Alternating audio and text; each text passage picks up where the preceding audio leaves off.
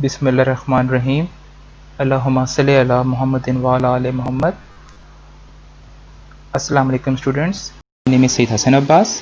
Students, chapter जो हम continue कर रहे थे वो है चैप्टर नंबर 16।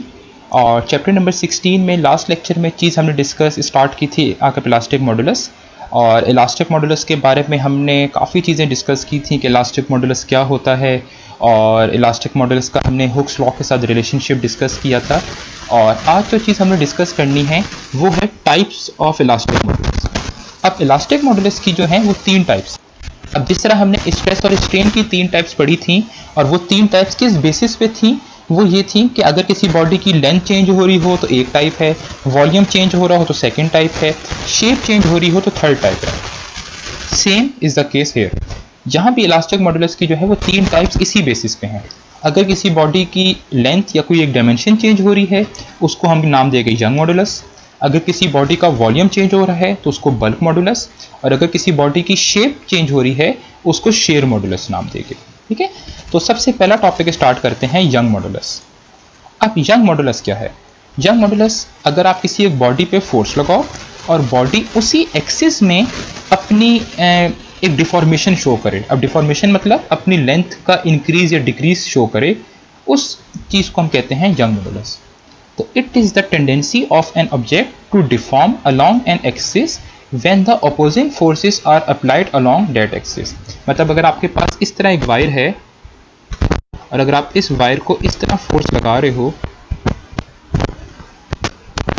तो अब अगर आप इस डायरेक्शन में फोर्स लगाओ और इस बॉडी की लेंथ में इसी डायरेक्शन में इंक्रीज या डिक्रीज आए, तो इस क्वांटिटी या इस एक टेंडेंसी ऑफ एन ऑब्जेक्ट को हम कहते हैं यंग मॉडुलस।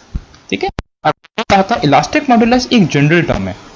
अब इलास्टिक मॉडुलस जो है वो तीन तरह का हो सकता है, यंग, बल्क या शेयर। तो यहाँ जो हम इलास्टिक मॉडुलस पढ़ रहे हैं वो कौन सा पढ़ रहे हैं? Young modulus. तो इलास्टिक मॉडुलस का फॉर्मूला हमने पढ़ा था स्ट्रेस ओवर स्ट्रेन। तो वो एक जनरल फॉर्मूला था। वहाँ पे हमने स्ट्रेस को ये नहीं बताया था कि ये कौन सा स्ट्रेस है, ना हमने स्ट्रेन के बारे में प्रॉपर डिस्कस किया था। लेकिन यंग मॉडुलस के बारे में हम पढ़ रहे हैं कि इसमें लेंथ में चेंज आएगा, और लेंथ से जो रिलेटेड होता है वो कौन सा होता है, उस स्ट्रेस को हमने क्या नाम दिया था? Longitudinal stress. और उसकी वजह से जो स्ट्रेन होता है वो हमने कहा था लॉन्गिट्यूडनल स्ट्रेन। तो यंग मॉडुलस का आप फॉर्मूला क्या बनाओगे कि longitudinal stress over longitudinal strain. अब एक और चीज़ अगर आप देखो, बुक में उसने लॉन्गिट्यूडनल स्ट्रेस या लॉन्गिट्यूडनल स्ट्रेन नहीं लिखा हुआ, उसने लिखा हुआ है टेंसाइल। अगर आपको याद हो, हमने कहा था लॉन्गिट्यूडनल स्ट्रेस की दो टाइप्स हैं, टेंसाइल और कंप्रेसिव। टेंसाइल में क्या चीज़ होती है कि अगर आप डिफॉर्मिंग फोर्स या स्ट्रेस लगाओ और लेंथ अगर इंक्रीज हो जाए उसको हमने टेंसाइल स्ट्रेस कहा था। और कंप्रेसिव क्या होता है? अगर किसी चीज़ की लेंथ कम हो रही हो। तो हमने ज़्यादातर केस ले रहे होते हैं, वो ये केस ले रहे होते हैं कि किसी चीज़ की लेंथ को बढ़ा रहे होते हैं। इसीलिए आपके पास मेजॉरिटी जो लिखा होता है वो लॉन्गिट्यूडनल स्ट्रेस की जगह टेंसाइल स्ट्रेस लिखा हुआ होता है। अगर आप इसको यहाँ पे लॉन्गिट्यूडनल स्ट्रेस भी लिख दो कोई फर्क नहीं पड़ेगा। ठीक है, तो यंग मॉडुलस का फॉर्मूला जो बन जाएगा वो tensile stress over tensile strain. आप चाहो तो longitudinal stress over longitudinal strain भी लिख सकते हो। ठीक है, वो ज़्यादा जनरल हो जाएगा। ये ज़रा उसने यहाँ पे आपके यहाँ पे स्पेसिफाई किया हुआ है कि लेंथ केस जो लेंथ जो है बढ़ रही है। ठीक है, अब टेंसाइल स्ट्रेस का हमने फॉर्मूला पढ़ा था पीछे टॉपिक में, है फोर्स ओवर एरिया। और टेंसाइल स्ट्रेन का फॉर्मूला हमने पढ़ा था कि change in length divided by आपके पास उसकी आपके पास यहाँ पे ओरिजिनल लेंथ, तो डेल्टा एल ओवर एल। इसी फॉर्मूले को आप रीअरेंज कर लो, ए नीचे जाके डिवाइड हो जाएगा और ये जो एल था वो ऊपर जाके मल्टीप्लाई हो जाएगा। तो ये हमारे पास यंग मॉडुलस का फॉर्मूला आ गया। अगर आप यंग मॉडुलस से इधर से आप इसकी यूनिट भी निकालोगे तो सेम वही यूनिट आएगी, न्यूटन पर मीटर स्क्वायर वाली यूनिट है, क्योंकि ऊपर भी लेंथ है और नीचे भी लेंथ है, डेल्टा एल है। तो दोनों केसेस में जो है वो मीटर मीटर कैंसिल हो जाएंगे और फोर्स ओवर क्या बच गया आपके पास यहाँ पे ए बच गया, और एरिया की यूनिट मीटर स्क्वायर और फोर्स की यूनिट न्यूटन। तो ये आंसर आ जाएगा न्यूटन पर मीटर स्क्वायर। ठीक है, अच्छा अब नेक्स्ट है जिसे हमने इलास्टिक मॉडुलस को या हमने यहाँ पे इलास्टिसिटी को डिस्कस किया था कि जो मटेरियल्स ज़्यादा रेजिस्टेंस शो करें डिफॉर्मिंग फोर्स को, उन मटेरियल्स की इलास्टिसिटी ज़्यादा होती है। तो यहाँ वही बता रहा है कि a low young modulus value means a solid is more elastic and a high young modulus value means a solid is inelastic or stiff।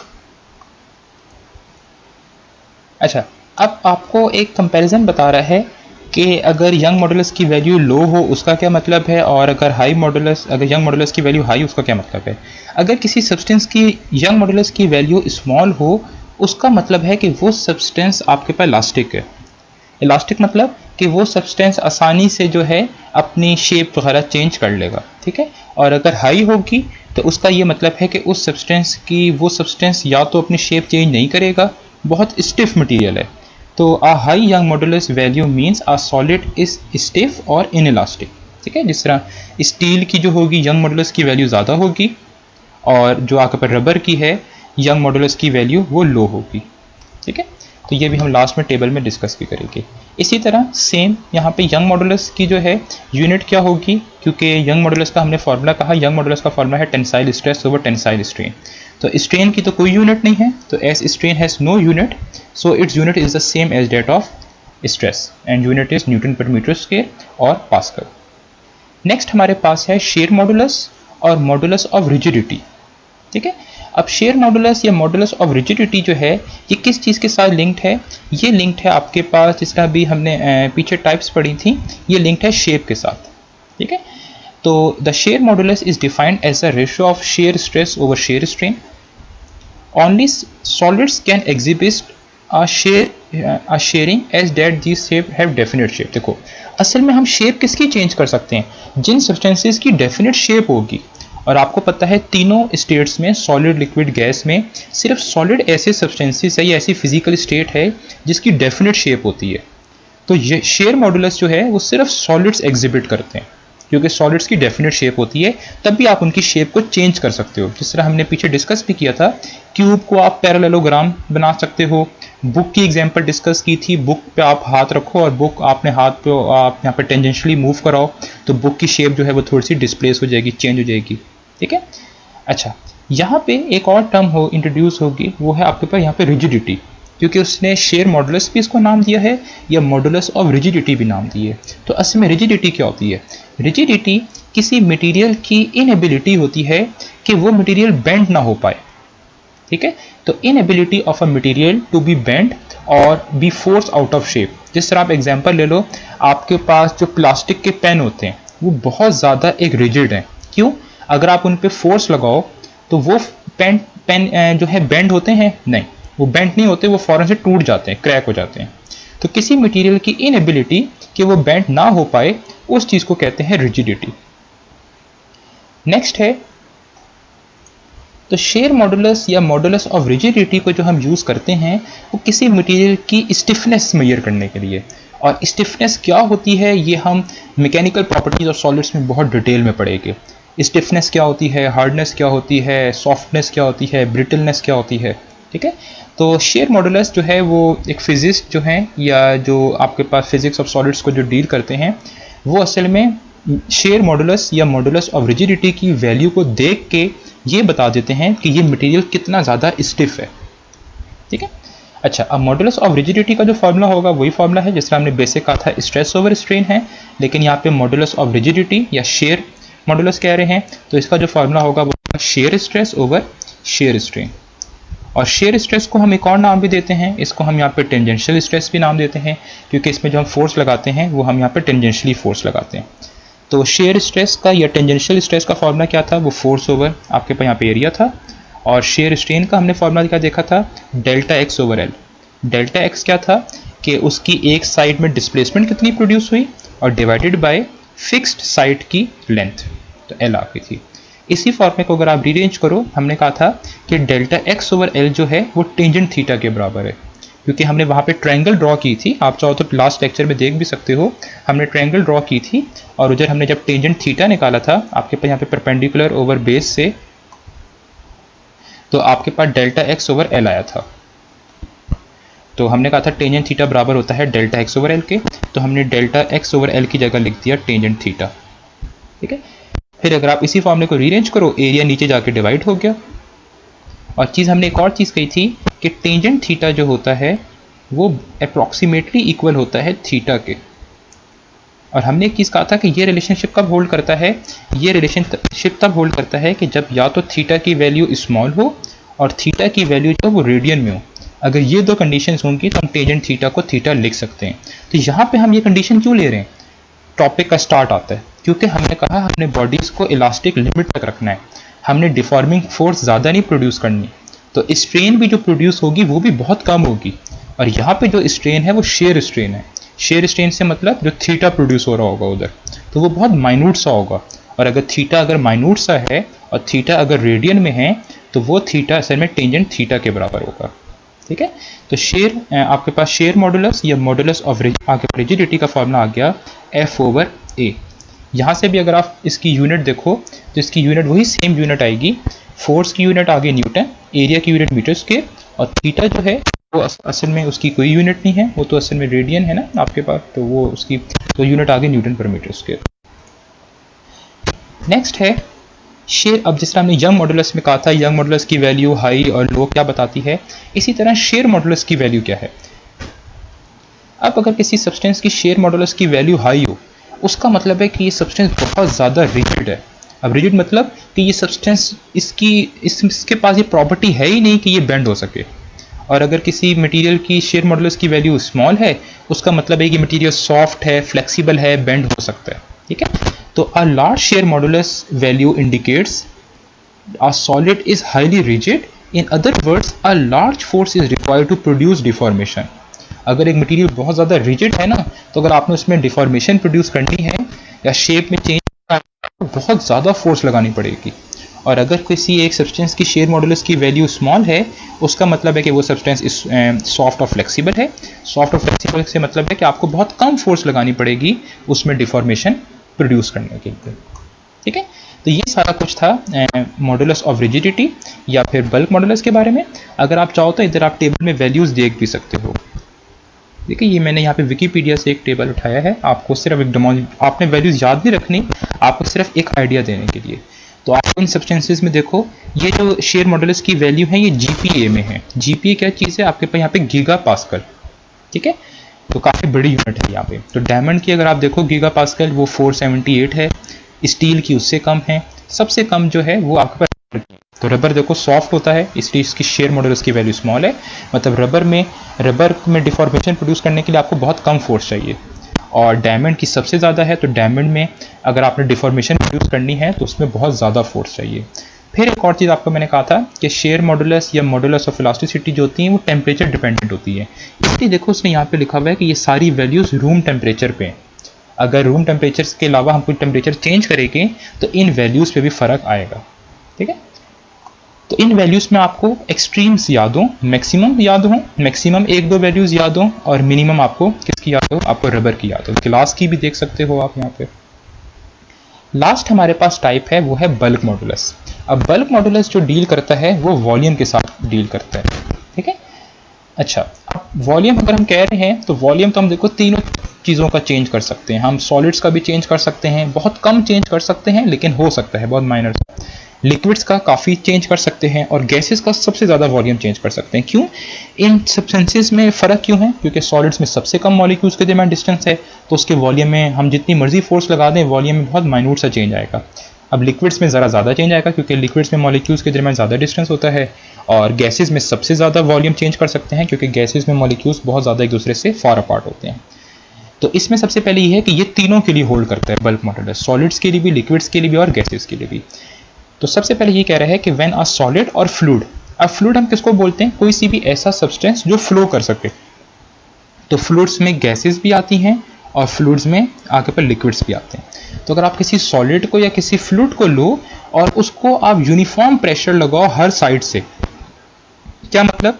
इसका मतलब है कि अगर आपके पास एक समझ लो सर्कल है और उस सर्कल पे अगर आप प्रेशर लगाओ हर साइड से, और ये जो प्रेशर है या जो फोर्स है पर यूनिट एरिया वो सेम अगर हो हर साइड से, ये चीज़ कह रहा है कि is subjected to a uniform pressure all over the surface. Pressure पे आप लगाओ लेकिन इसकी पूरी सरफेस पे प्रेशर लगाओ uniformly, such that the shape remain same that there is a change in the volume. ये हमने पढ़ा था, अगर मैं इस पर हर साइड से फोर्स लगाऊंगा तो होगा क्या, इसकी शेप सेम रहेगी। मतलब अगर अभी ये आपके पास सर्कुलर शेप का है तो बाद में भी आपके पास यहाँ पे सर्कुलर शेप पे रहेगा लेकिन इसका वॉल्यूम कम हो जाएगा, तो ये छोटा सर्कल बन जाएगा आपके पास। ठीक है, तो शेप चेंज नहीं होती लेकिन वॉल्यूम चेंज होता है। तो जिस तरह इलास्टिक मॉडुलस का फॉर्मूला होता है स्ट्रेस ओवर स्ट्रेन, तो बल्क मॉडुलस का फॉर्मूला क्या होगा? बल्क मॉडुलस का फॉर्मूला होगा आपके पास volumetric stress over volumetric strain, या नॉर्मल स्ट्रेस भी कह सकते हो। तो so the ratio of normal stress to volumetric strain within the elastic limits. Elastic limits हमने पढ़ लिया कि इलास्टिक अब लिमिट मतलब एक्सटर्नल फोर्स ज़्यादा ना हो, इज कॉल्ड बल्क मॉडुलस। ठीक है। अब बल्क मॉडुलस जो है, जिस तरह इलास्टिक मॉडुलस हमने ये कहा था कि ये बताता है कि कोई मटेरियल किसी एक्सटर्नल फोर्स को कितना रेजिस्ट करेगा, इसी तरह बल्क मॉडुलस भी यही बताता है। Bulk modulus of a substance is the measure of how resistance to compression of that substances, कि एक मटेरियल को अगर आप कंप्रेशन प्रोवाइड करो, मतलब अब असल में कंप्रेशन से मतलब हर साइड से अगर आप फोर्स लगाओ, तो वो मटेरियल इस कंप्रेशन को कितना रेजिस्ट करेगा, वो चीज़ बताती है बल्क मॉडुलस। ठीक है। तो बल्क मॉडुलस का जो फॉर्मूला होगा वो नॉर्मल स्ट्रेस भी लिख सकते हो, वॉल्यूमेट्रिक स्ट्रेस भी आप लिख सकते हो, या बल्क स्ट्रेस भी लिख सकते हो, और डिवाइडेड बाय वॉल्यूमेट्रिक स्ट्रेन। तो बल्क कोई भी स्ट्रेस हो, कोई सा भी स्ट्रेस हो, वॉल्यूमेट्रिक हो या आपके पास लॉन्गिट्यूडनल हो या शेयर स्ट्रेस हो, हर स्ट्रेस का फॉर्मूला होता है फोर्स ओवर एरिया। और वॉल्यूमेट्रिक स्ट्रेन का फॉर्मूला क्या होगा? चेंज इन वॉल्यूम ओवर आपके पास यहाँ पे ओरिजिनल वॉल्यूम। और ये माइनस साइन हमने पढ़ा था, ये माइनस साइन क्यों हमने लगाया था? क्योंकि हमने शो करना है कि वॉल्यूम में डिक्रीज होता है अगर आप यहाँ पे कंप्रेशन कर रहे हो। इसी क्वेश्चन को रीअरेंज किया तो ये क्वेश्चन बन गई, एरिया नीचे जाकर डिवाइड हो गया और आपके पास v जो था ऊपर जाके मल्टीप्लाई हो गया। ठीक है। अच्छा, अब इसी क्वेश्चन में हमने क्या किया, इसमें हमने ये किया, हमने देखा कि फोर्स ओवर एरिया जो है हमारे पास, ये चीज़ होती है प्रेशर। तो इस फोर्स ओवर आपने यहाँ पे एरिया की जगह लिख दिया हमने प्रेशर। ठीक है। तो हमारे पास ये क्वेश्चन बन गई, v और डेल्टा v को हमने नहीं छेड़ा तो वो वैसे का वैसा ही है। ठीक है। अच्छा, फिर इसी क्वेश्चन को थोड़ा सा रीअरेंज किया, वो ये रीअरेंज किया, ये किया कि वॉल्यूम ऊपर मल्टीप्लाई हो रहा था, इस वॉल्यूम को मैं नीचे जाकर डिवाइड कर दिया, तो ये क्वेश्चन फाइनल इक्वेशन ये बन गई। अब इस इक्वेशन से आप क्या समझ सकते हो, ये क्वेश्चन जो है असल में अगर आप ये क्वेश्चन देखो, हमने कहा था बल्क मॉडुलस का फॉर्मूला है स्ट्रेस ओवर स्ट्रेन। ठीक है। और स्ट्रेस जो है वो ये शो कर रहा है डेल्टा पी, और स्ट्रेन ये शो कर रहा है ये। तो स्ट्रेस को हम डेल्टा पी भी लिख सकते हैं, क्योंकि हमने कहा था स्ट्रेस और स्ट्रेन जो होता है वो बराबर होते हैं। कब बराबर होते हैं? जब हम यहाँ पे कंप्रेसिव केस डील कर रहे हैं। तो यहाँ पे कंप्रेसिव केस ही है, इसलिए हम बल्क मॉडुलस में जो स्ट्रेस आता है वॉल्यूमेट्रिक स्ट्रेस, उसको डेल्टा पी भी लिख सकते हैं। ठीक है। फिर आगे आपको वो माइनस साइन की रीज़न बता रहा है कि माइनस साइन क्यों होता है, क्योंकि वॉल्यूम अगर हम किसी चीज़ का प्रेशर इंक्रीज करेंगे तो उसका वॉल्यूम जो होगा वो डिक्रीजेज होगा, और कितना डिक्रीज होगा? डेल्टा वी डिक्रीज होगा। तो बल्क मॉडुलस जो है उसकी वैल्यू जो है वो तो पॉजिटिव आएगा, मैग्नीट्यूड तो पॉजिटिव होता है, माइनस साइन सिर्फ ये शो कर रहा है कि जो वॉल्यूम में डिक्रीज है। ठीक है। तो माइनस साइन सिर्फ एक ऐसा रेफरेंस आपको ले रहा है, लेकिन वैल्यू हमेशा पॉजिटिव लेगा जब न्यूमेरिकल्स वगैरह सॉल्व कर रहे होगे। लास्ट में ये टेबल मैंने इंक्लूड किया है, ये टेबल आपको बताएगा कि हर मटेरियल की यंग, बल्क और शेयर। यंग मतलब उसकी लेंथ में कितना चेंज आ सकता है, बल्क जो बताएगा वो आपको ये बताएगा कि उसके वॉल्यूम में कितना चेंज आएगा, और शेयर आपको ये बताएगा कि उस सब्सटेंस की शेप में कितना चेंज आएगा। ठीक है। तो अगर आप इस टेबल में हम जो वैल्यूज़ कंसर्न हैं हम ज़्यादा डिस्कस करेंगे स्टील, रबर, और ऊपर से हम देख लेते हैं एल्यूमिनियम। सबसे पहले स्टील और रबर को अगर आप देखो तो रबर की यंग मॉडुलस की वैल्यू बहुत स्मॉल है, मतलब इसमें जो आपके पास ये जो सब्सटेंस है ये आपके पास इलास्टिक है, मतलब ये बहुत ज़्यादा आपके पास यहाँ पे आसानी से अपनी लेंथ वगैरह को चेंज कर लेगा। स्टील नहीं करेगा क्योंकि स्टील की यंग मॉडुलस की वैल्यू ज़्यादा है।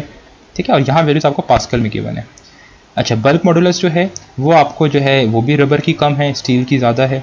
ठीक है। तो वही जो हमने ऊपर इनकी मीनिंग लिए, क्या मतलब है कि अब अगर आपके पास रबर की यंग बल्क मॉडुलस की वैल्यू जो है वो कम है तो वो आपको वही बताएगा, वॉल्यूम से रिलेटेड बताएगा, स्टील का भी यही बता रहा है। अच्छा, लास्ट है शेयर मॉडुलस। अब शेयर मॉडुलस में अगर आप देखो तो शेयर मॉडुलस भी रबर की कम है। ठीक है। अब शेयर मॉडुलस अगर रबर की कम है तो इसका ये मतलब है कि रबर को बहुत कम फोर्स चाहिए अपनी शेप चेंज करने के लिए, लेकिन स्टील को बहुत ज़्यादा फोर्स चाहिए अपनी शेप चेंज करने के लिए, क्योंकि स्टील की यंग शेयर मॉडुलस की वैल्यू बहुत ज़्यादा है। ठीक है। तो ये आपको जो है सारी सॉलिड्स की आपको गिवन है।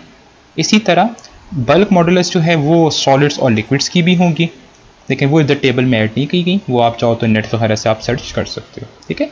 कोई भी आपको प्रॉब्लम हो या अगर आप यहाँ पे सजेशन देना चाहो तो आप नीचे लाजमी कमेंट बॉक्स में बताओ। ठीक है।